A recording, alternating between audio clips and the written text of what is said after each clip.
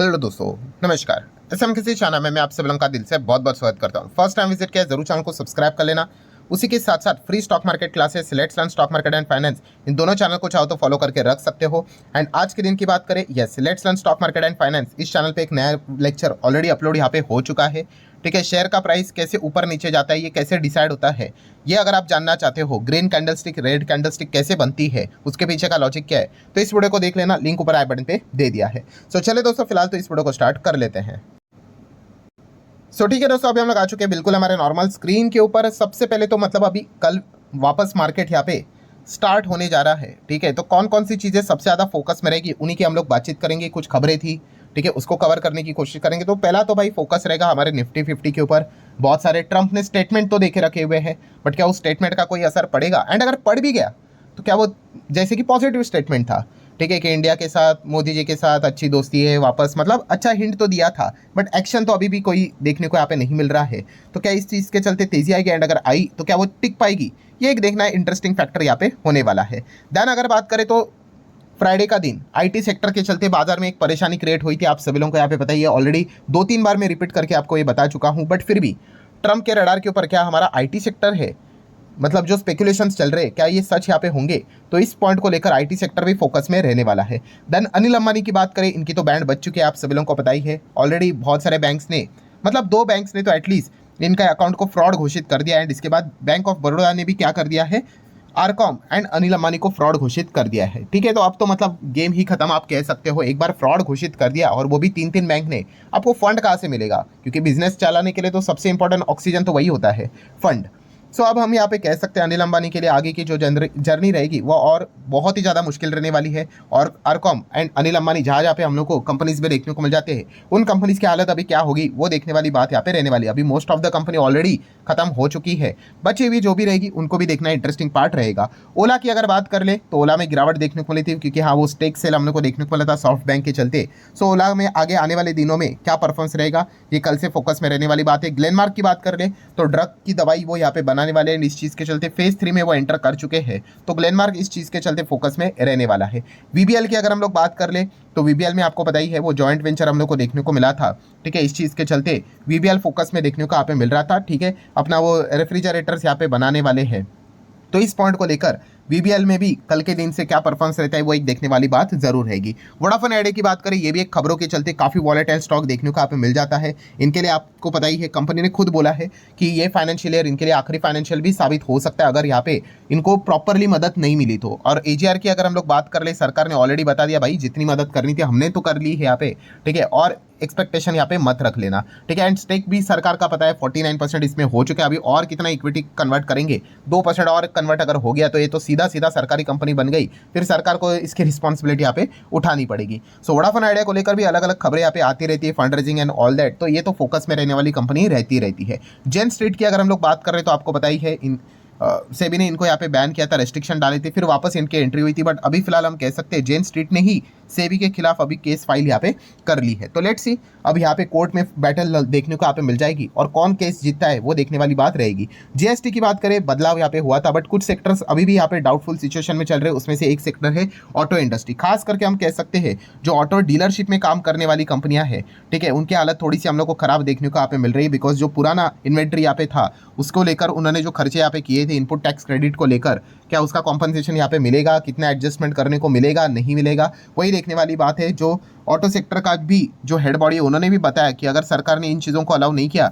2,500 करोड़ का नुकसान ये ऑटो से रिलेटेड काम करने वाली जो डीलरशिप वाली कंपनियां हैं, ठीक है, लैंडमार्क तो एक हमारे मार्केट में देखने को मिल जाती है, ऐसी और भी कंपनियां हैं, उनको ये झटके झेलने यहाँ पे पड़ सकते हैं। ठीक है, तो ये एक देखने वाली बात रहेगी कि सरकार क्या यहाँ पे राहत इनको प्रोवाइड करती है या नहीं। देन फार्मा इंडस्ट्री के ऊपर भी आप फोकस यहाँ पे रख सकते हैं, बिकॉज ट्रम्प के स्टेटमेंट आते रहते हैं, फार्मा को भी वो टारगेट करेंगे 200-250%, जो मन में आए वो परसेंटेज यहाँ पे बोल देते हैं। ठीक है, बट यस, इस चीज़ के चलते प्रॉब्लम क्या हो जाती है कि अनसर्टेनिटी बनी रहती है, और जहाँ पे अनसर्टेनिटी वहाँ पे बड़ा पैसा यूजुअली आते हुए देखने को नहीं मिलता है। सो क्या फार्मा आईटी सेक्टर को अगला, मतलब फेज 2 फेज 3 की ट्रम्प ने बातें की थी, आपको याद ही होगा। हाँ, तो क्या वो फार्मा और आईटी इंडस्ट्री की बात कर रहे थे? तो ये देखने वाली बात जरूर होने वाली है। देन फिजिक्स वाला को कौन नहीं जानते, आप सभी लोगों को पता ही है। यस, उनका आईपीओ आने वाला है, सेबी की ओर से पेपर क्लियर होते हुए देखने को यहाँ पे मिल रहे हैं। आप यहाँ पे देख, मतलब ड्राफ्ट तो यहाँ पे किए हैं 3,800 20 करोड़ का इतना बड़ा आईपीओ, इतना बड़ा फंड रेजिंग हम लोग को देखने को यहाँ पे मिलने वाला है। सो इसके पहले भी हम लोगों ने सुना था कि बायजूस का भी आईपीओ आने वाला था, बट आईपीओ आने से पहले ही बायजूस, आप सभी लोगों को पता है, पूरा कैलकुलेशन वहाँ पे उनका बिगड़ गया। एंड बायजूस तो आपको बताइए अभी टाइटैनिक यहाँ पे बन चुका है। सो फिजिक्स वाला की अगर बात करें, एक बड़ी एडटेक कंपनी के हिसाब से मैं बात यहाँ पे कर रहा हूँ, तो नियर बाई 4000 करोड़ का आईपीओ हम लोग को देखने को यहाँ पे मिलने वाला है। देन अगर हम लोग यहाँ पे बात करें स्टारलिंक, यस दोस्तों, स्टारलिंक यहाँ पे जियो के साथ एंड एयरटेल के साथ अभी बातचीत करते हुए देखने को मिला, बिकॉज इंडिया में उनको लॉन्च करना है, आप सभी लोगों को यहाँ पे पता ही है।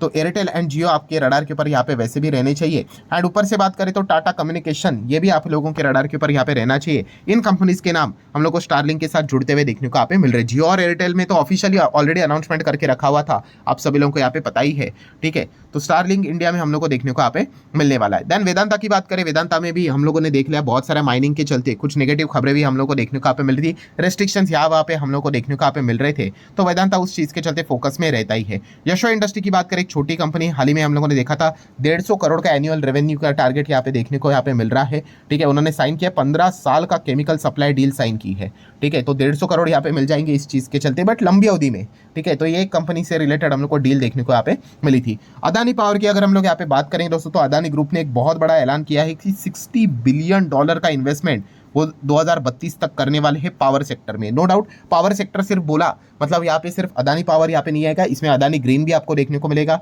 ठीक है। जो इनका बाकी के ट्रांसमिशन जिसका नाम चेंज हो चुका है वो भी हम लोग को देखने को मिल जाते हैं। बट अदानी पावर एक चीज़ के चलते क्यों फोकस में यहाँ पे रहा है, यस आप सभी लोगों को यहाँ पे पता ही है, जो हाइड्रो प्रोजेक्ट हम लोग को भूटान में देखने को मिला है, जिसका वैल्यू लगभग 6000 करोड़ के आसपास हम लोग को देखने को यहाँ पे मिल रहा है, उसमें हम लोग को अदानी ग्रीन का नाम देखने को, अदानी पावर का नाम देखने को यहाँ पे मिल रहा था, तो इसलिए अदानी पावर की चर्चा ज़्यादा होते हुए देखने को यहाँ पे मिल रही है। सो ये जो अनाउंसमेंट किया अदानी ग्रुप ने कि एनर्जी सेगमेंट में, पावर सेगमेंट में $60 बिलियन, ठीक है। एंड भाई मैं अगेन हाईलाइट करके बोलना चाहूँगा 2032 की बात कर रहे हैं, ठीक है। ये जो बड़े प्लेयर्स होते हैं, इन्वेस्टर होते हैं भाई, वो हमेशा लॉन्ग टर्म की बात कर रहे हैं, ठीक है, क्योंकि कल जाके कुछ चीज़ें यहाँ पे क्रिएट नहीं होते, उसके लिए सालों साल देने यहाँ पे पड़ते हैं। तो इस चीज़ को लेकर, इस अनाउंसमेंट को लेकर, क्या अदानी से रिलेटेड जितने भी पावर कंपनियां हैं, ठीक है, क्या कल उनमें कोई अच्छा एक्शन देखने को मिलेगा, ये एक देखने वाला पार्ट जरूर रहेगा। देन इलॉन मस्क की बात करें भाई, इनकी तो लॉटरी यहाँ पे लग सकती है, ठीक है। मतलब क्या है दोस्तों, इलॉन मस्क ऑलमोस्ट $400 बिलियन के आसपास तो यहाँ पे पहुंचे थे, इनकी पर्सनल इंडिविजुअल वेल्थ की अगर हम लोग बात करें। एंड फिलहाल हम कह सकते हैं दोस्तों, इलॉन मस्क कुड बी मतलब शायद से यहाँ पे बन सकते फर्स्ट इस धरती के ट्रिलियनियर। यस दोस्तों, ट्रिलियनियर की अगर हम लोग बात कर ले, जो नई टेस्ला पे प्लान जो हम लोग को देखने को यहाँ पे मिल रहा है, ठीक है, अगर वो अप्रूव यहाँ पे हो जाता है तो इलॉन मस्क का जो पैकेज यहाँ पे रहेगा, आप यहाँ पे कह सकते हैं मतलब पहले ट्रिलियनियर यहाँ पे बन जाएंगे, ठीक है, अगर हुआ तो, ठीक है। सो इनकी नेटवर्थ कहाँ से कहाँ चली जाएगी आप यहाँ पे देख सकते हो। अभी वो अप्रूव होगा नहीं होगा वही देखने वाली बात रहेगी, और जैसे ही चीज़ें होंगी पूरे हेडलाइन में हम लोग को सिर्फ Elon Musk and Elon Musk देखने को यहाँ पे मिल जाएंगे। हालांकि इंडिया में कुछ इनको अभी जस्ट लॉन्च ही उन्होंने किया है, उतना कुछ खास सक्सेस इनको फिलहाल तो देखने को यहाँ पे नहीं मिल रहा है। गोल्ड की बात करें, गोल्ड की चमक जबरदस्त चल रही है। गोल्ड को ऊपर पहुंचाने में सबसे बड़ा योगदान रहा है वो डोनाल्ड ट्रंप का ही रहा है। जितनी ज़्यादा अनसर्टेनिटी एंड गिरावट वाला मतलब हमारा रुपया, उतना ज़्यादा गोल्ड तो हमारे देश में तो और भागेगा। एंड इस चीज़ के चलते मुथूट फाइनेंस, मनप्पुरम फाइनेंस जैसी कंपनियां भी हम लोग को अच्छा परफॉर्मेंस करते हुए देखने को यहाँ पे मिल रही है। दैन अगर हम लोग यहाँ पे बात करें, काफ़ी लोग एक डाउट यहाँ पे पूछ रहे हैं कि इस चीज़ को लेकर कि आपको पता है 22 सितंबर से ये नए रेट्स लागू होने वाले हैं।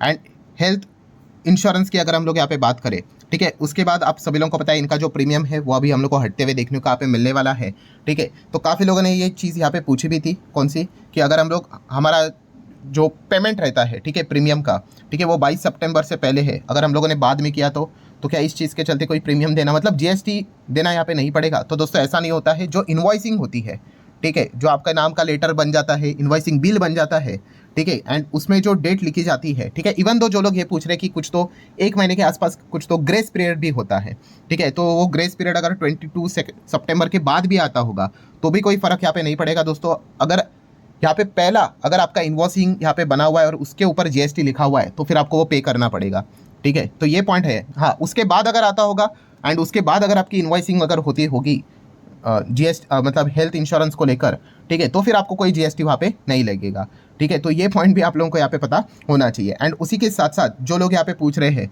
कि सर ये जो अभी खबरें चल रही, कौन सी, क्या पे मतलब जीएसटी तो एग्जेम्प्ट कर दिया है यहाँ पे, बट फिर भी यहाँ पे प्रीमियम भविष्य में यहाँ पे बढ़ सकता है, इस प्रकार की खबरें यहाँ पे आ रही है। तो इसके ऊपर मैंने ऑलरेडी डिटेल में 2-3 वीडियो मैंने बना के यहाँ पे रखे हुए थे, ठीक है। ये चीज़ें होने के चांसेस है, हाँ, वो इनपुट टैक्स क्रेडिट को लेकर इश्यूज हम लोग को देखने को मिल रहे हैं। सो अगर आपको उसको समझना है कि एग्जैक्टली क्या हो रहा है, तो उसका लिंक भी मैंने वीडियो का ऊपर आई बटन पे दिया है, वो वीडियो देख लेना, तभी जाके आपको समझ में आएगा कि ये इंश्योरेंस सेक्टर में इतना बवाल क्यों मचा हुआ है। सो ठीक है दोस्तों, ये वीडियो हेल्पफुल लगा होगा, चाहो तो लाइक एंड शेयर यहाँ पे कर सकते हो। एंड अभी अगर आप चाहो तो let's learn stock market finance इस चैनल पे विजिट करके ये वाला वीडियो को भी स्टडी यहाँ पे कर सकते हो, ठीक है। चलो मिलते हैं दोस्तों डायरेक्टली कल, तब तक के लिए बाय बाय।